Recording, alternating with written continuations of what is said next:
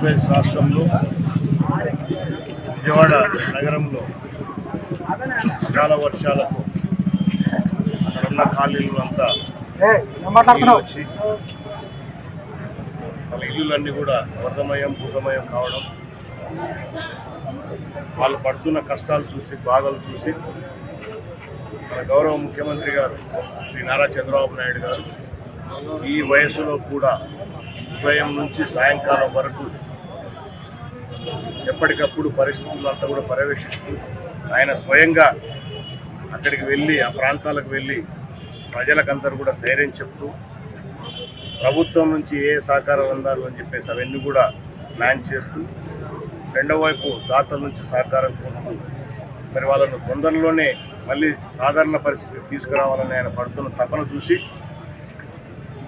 అక్కడ ప్రజలకు మనవంతు సహకారంగా శ్రీశైలం నియోజకవర్గం నుంచి మేము కూడా అంటే తెలుగుదేశం పార్టీ, జనసేన పార్టీ, అలాగే బీజేపీ పార్టీ, తెలుగుదేశం పార్టీ నాయకులు, కార్యకర్తలు, అన్ని పార్టీల కార్యకర్తల నాయకులు అందరం కూడా మనవంతు మన నియోజకవర్గం నుంచి సహాయ సహకారాలు అందించాలి ఆర్థికంగానే ఉద్దేశంతోనే 2 రోజుల కిందట ఒక మీటింగ్ పెట్టుకొని ప్రతి గ్రామంలో, ఎందుకంటే మన పార్టీకి పటిష్టమైన క్యాడర్ ఉంది, ప్రతి గ్రామంలో బూత్ స్థాయి వరకు వెళ్ళి అన్ని గ్రామాలలో ప్రజలను రిక్వెస్ట్ చేయండి, మన శ్రీశైలం నియోజకవర్గం నుంచి కూడా ఒక భారీ విరాళంగా ముఖ్యమంత్రి సహాయ నిధికి ఇద్దామని చెప్పేసి పిలుపు ఇవ్వడంతో మరి అందరూ కూడా ఈ కార్యక్రమంలో పాల్గొనడం జరుగుతుంది. ఈరోజు నేను కూడా స్వయంగా మరి ఆత్మకూరు పట్టణంలో తిరగడం జరుగుతుంది.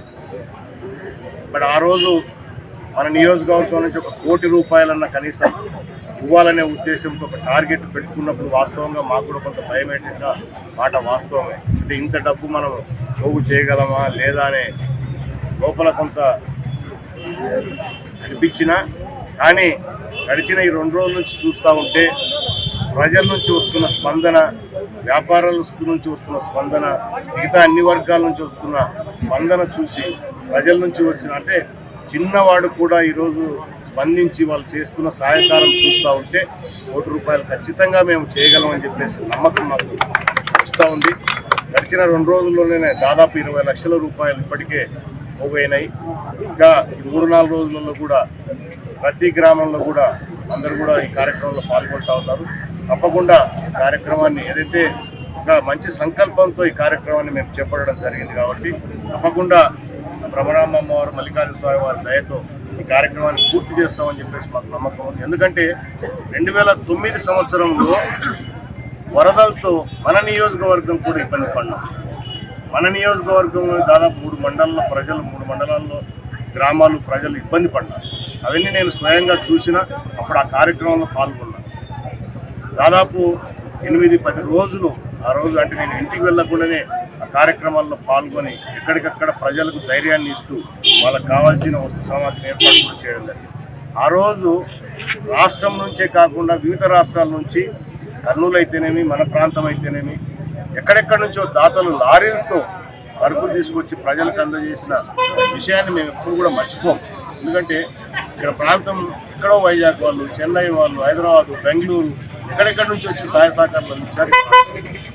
అదే మాకు ఈరోజు మనం ఎందుకు చేయలేము? ఇంకొక ప్రాంతంలో మన అన్నదమ్ములు, సోదరులు ఇబ్బంది పడుతూ ఉన్నారు, చిన్నపిల్లలు చాలా ఇబ్బంది పడుతూ ఉన్నారు, మనం కూడా చేయాలి. గతంలో మనం ఇబ్బందులు పడినాం, ఈరోజు వాళ్ళ ఇబ్బందులు మనం ఆ రోజు ప్రత్యక్షంగా చూసినాం కాబట్టి ఇప్పుడు మాకు ఆ విషయం తెలుసు కాబట్టి మనం ఖచ్చితంగా దీంట్లో పాల్గొనాలి, మన వంతు సహాయ సహకారాలు అందించాలనే ఉద్దేశంతో ఈ బృహత్ కార్యక్రమాన్ని చేపట్టడం.